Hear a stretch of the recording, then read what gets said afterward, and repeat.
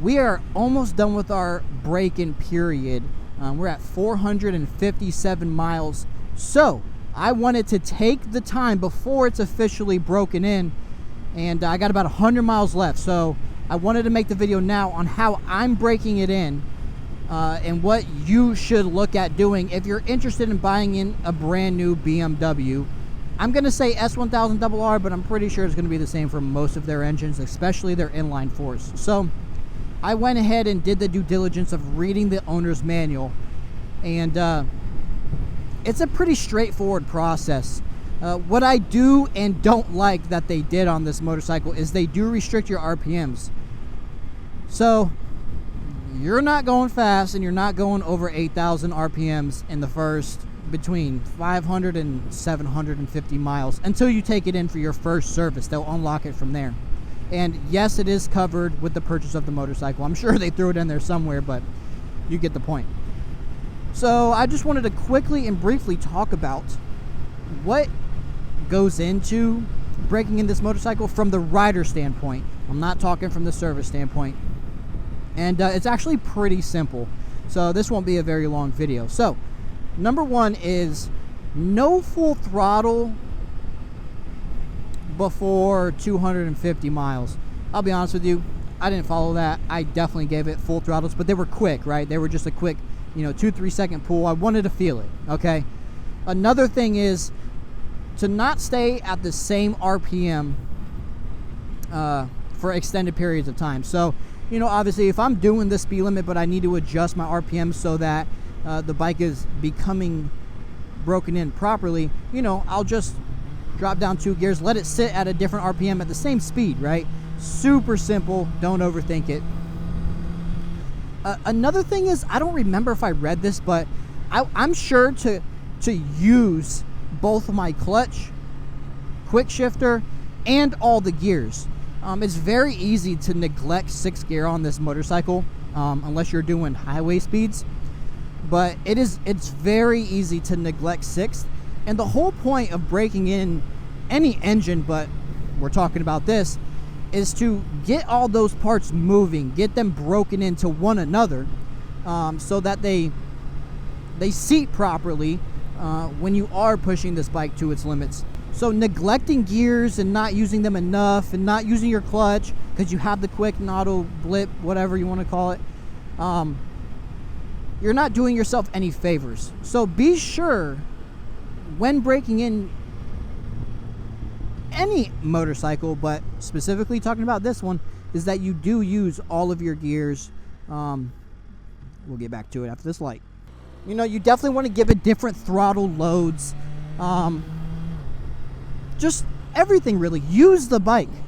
Just don't push the bike to its limits, especially those first 250 miles. And again, this is what I'm reading in the manual. I kind of do like a 50-50, or maybe a 70-30, I would say. 70% stick with what the manual says. The other 30% of the time, I will do what I believe will benefit the bike in the long run.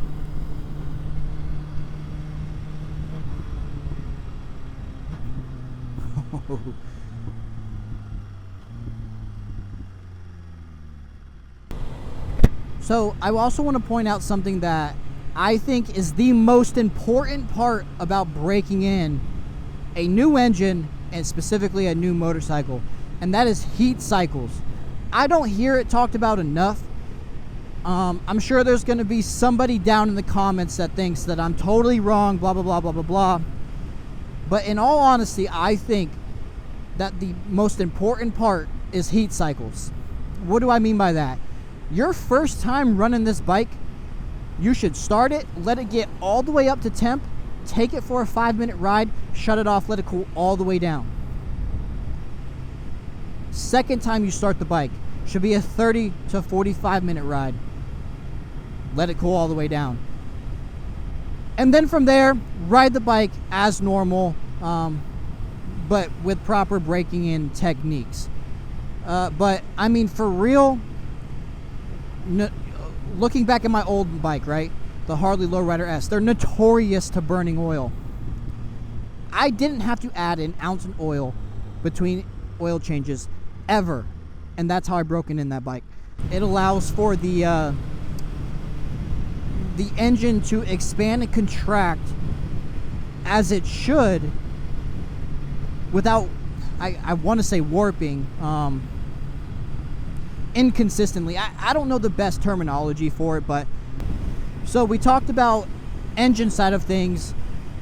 Another important factor into breaking in your motorcycle, especially before, I would say, the first 100 miles, is your brakes.